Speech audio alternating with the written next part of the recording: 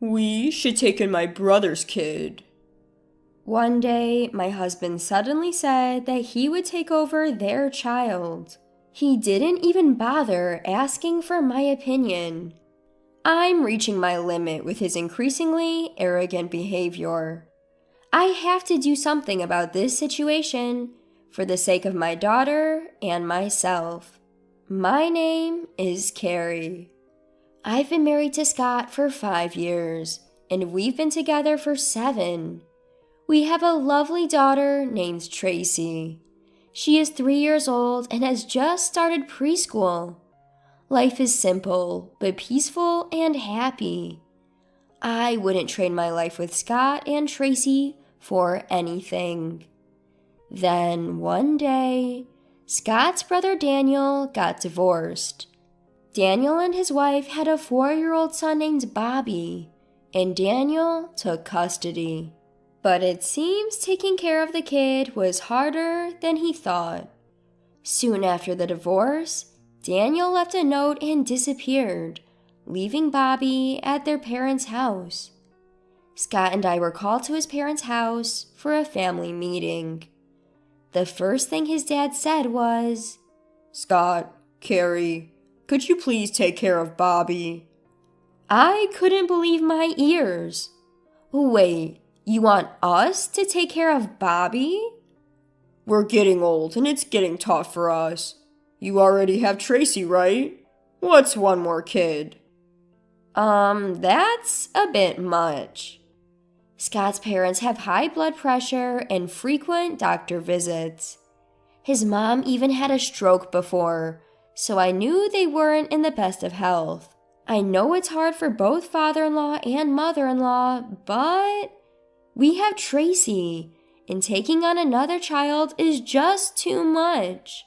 Scott and I both work, so it's not like we're struggling financially, but that's beside the point. We're busy with work and already exhausted from taking care of Tracy and the household. We can't possibly take care of a growing 4-year-old like Bobby. I decided to be upfront and declined right there. I'm sorry, but we can't take Bobby in. We have Tracy and we're both busy with work. His dad wasn't moved by my words and kept pushing. I'm really sorry, we want to help, but we can't. Can't you take him for a while? We can't afford it. I can't, I'm sorry. Then Scott, who had been silent, clicked his tongue and glared at me. Carrie, what's wrong with you? Excuse me? Don't you care what happens to Bobby? Well, your parents could. So you're just gonna dump it all on them? You're the worst. Wait, what? How did this turn into me being the worst person here? I was just saying we can't take in another child because we have our daughter Tracy. Confused by Scott's outburst, I responded, Wait a minute, Scott. Like I said, we have Tracy. So what? Tracy is 3, Bobby is 4. They're practically the same age. Stop making a big deal out of one more kid. One more kid? Do you even understand how hard parenting is? We both work, we can manage. Don't you feel sorry for Bobby? Scott continued to blame me for refusing to take in Bobby. And what's worse, from his tone, it's clear he has no intention of helping out. I'm a parent too, and I do feel sorry for Bobby. But parenting requires a lot of commitment. Scott has never really helped with Tracy or the housework. I've been the one doing everything. If we take in Bobby, I can see it all falling on me. I have to stop this. Look, I can't do it. I can't give Bobby the same love and attention as Tracy. What? He's my brother's kid. How can you say that? Remember what I told you before? Bobby has been towards Tracy. That story again. Yes, there's another reason I don't want to take in Bobby. He's always been clingy with Scott and me, because his parents never gave him much attention. That would be fine, but whenever Tracy comes around, Bobby becomes openly hostile. Hey, get lost! Don't come here! Tracy always starts crying at Bobby's words. Stop crying! Go away, you ugly kid! He's thrown toys at her and even pushed her down multiple times. Even if he's just 4, I can't stand how Bobby harms my precious daughter. If we take him in, he'll surely target Tracy again. I have housework and a job. I can't watch them every second. I've tried to explain this to Scott multiple times. I don't have the confidence to care for Bobby properly. I don't want to start something I can't finish. What? Just try harder. He's my brother's kid. He's no different from our own. What are you talking about? They're completely different. I'm already overwhelmed with just Tracy. Scott doesn't lift a finger to help with our own child. He doesn't understand the challenges of parenting, so he can easily say, "Let's take him in." As much as Bobby is family, my daughter is my priority. I can't love him the same way I love Tracy. The love for the child I gave birth to is unparalleled. If I go along with Scott and his parents, I'll regret it. If Bobby treats Tracy coldly and she gets hurt, it's all for nothing. I must avoid making Tracy sad at all costs. Like I said, I can't. If you want to take him in, you take care of him. What's that supposed to mean? We're taking him in so we don't burden my parents. That's final. Got it? Scott probably just wants to look like he's a good son to his parents. In the end, he unilaterally decided we take in Bobby. Something has to change. Feeling this way, I took Tracy and went back to my parents' home. I explained the situation to my mom who greeted us. So that's what happened. Scott wants to take in Bobby without even listening to me. My mom frowned, clearly concerned. You've mentioned before that Scott doesn't really help with Tracy, right? Yes, exactly. He leaves all the housework and childcare to me. Taking in Bobby would just add to my burden. And on top of that, Bobby has been hostile towards Tracy. Yes, that's why I can't agree to take him in. My mom understands me well, as I often consult her about various issues. She agreed, saying, "Taking in Bobby would only make things harder for you." I spent the night at my parents' home, indulging in their care. The next day, I found a slew of voicemail messages from Scott on my phone. Running off to your parents won't change my mind. Bobby was happy when I said he could come. Don't trample on a child's feelings. You're basically Bobby's mom now. Get back here and take care of the house.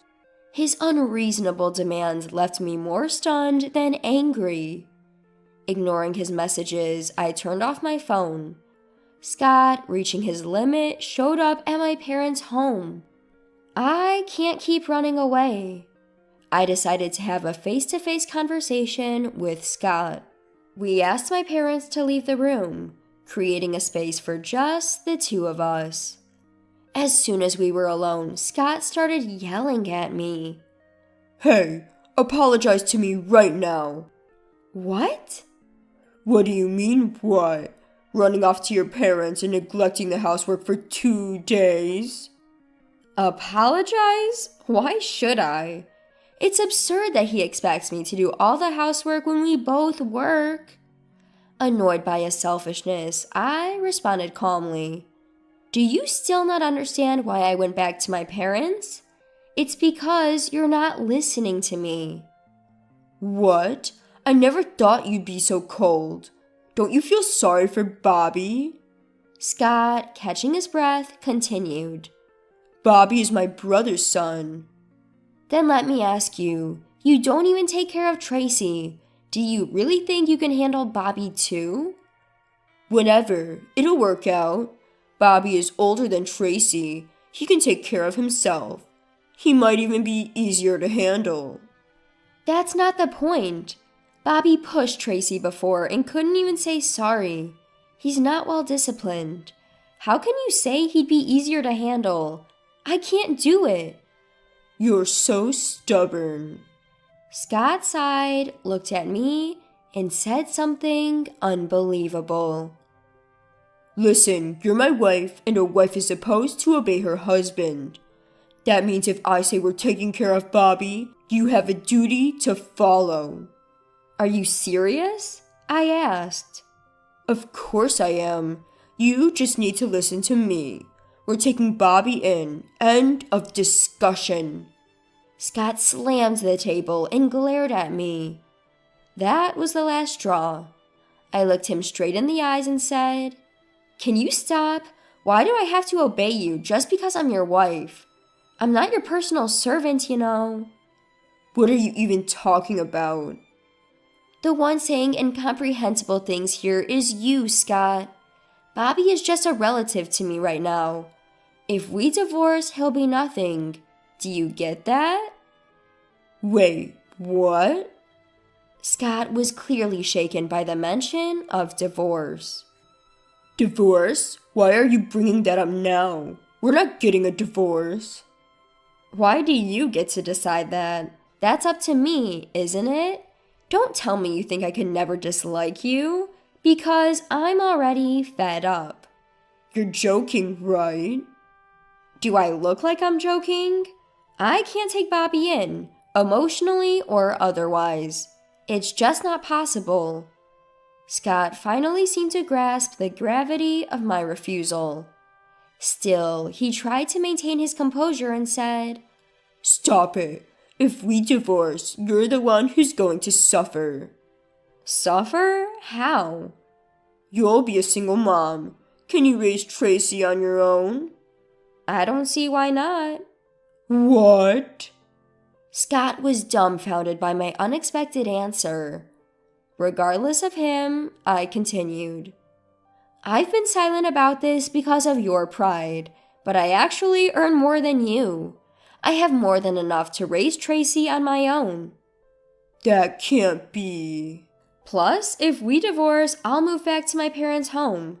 They adore Tracy and are much more reliable than someone who doesn't help with housework or childcare. What the hell is going on? Scott was stunned, clutching his head in disbelief. Realizing he couldn't win, he clenched his teeth and left without another word. I couldn't help but chuckle at the look on his face. I later found out that Scott had told his parents behind my back. We'll take Bobby in and Carrie will take care of him. How far will he go to save face? My refusal to take Bobby and my return to my parents' home threw a wrench in his plans. Scott and his parents were in complete disarray. We can't take Bobby because Carrie went back to her parents. It's impossible. What are you talking about? We already said we couldn't take him. You were the one who insisted. That's because Carrie's not here. Then you take him. You earn enough to support one child, don't you? Why should I take him? Send him back to his dad, his real dad. Scott exclaimed. We still had no idea where the brother-in-law was, and his ex-wife was unreachable. In the end, Scott had no choice but to take responsibility for Bobby. As for me, living apart from him made me realize there was no point in staying married. When I finally brought up divorce, Scott seemed to grasp the gravity of the situation. Over the phone, he pleaded, tears in his voice. I'm sorry. I'll help with the housework and childcare from now on. Let's figure out what to do about Bobby together, okay? Please forgive me. No, I can't. What? Why should I believe you now? I've given you so many chances. I've asked you to help and cooperate, and you've ignored it all. It's too late to ask for forgiveness. But... I'm not heartless. If Scott had been helping with childcare and housework, if he had shown a willingness to work together on Bobby's situation, things might have been different. But the one who dismissed my feelings from the start was Scott himself. I'm not naive enough to believe his convenient promises. We officially divorced after that. Of course he's obligated to pay child support for our daughter. Between taking care of Bobby and now having to pay child support, his disposable income will likely shrink. He's still searching for his brother, but with no luck so far. Apparently, he's having a hard time managing Bobby. Well, he brought it upon himself. As for me, I'm living peacefully with my daughter and parents. I do feel sorry for Bobby, abandoned by his biological parents, but I hope my ex-husband learns just how hard housework and childcare can be.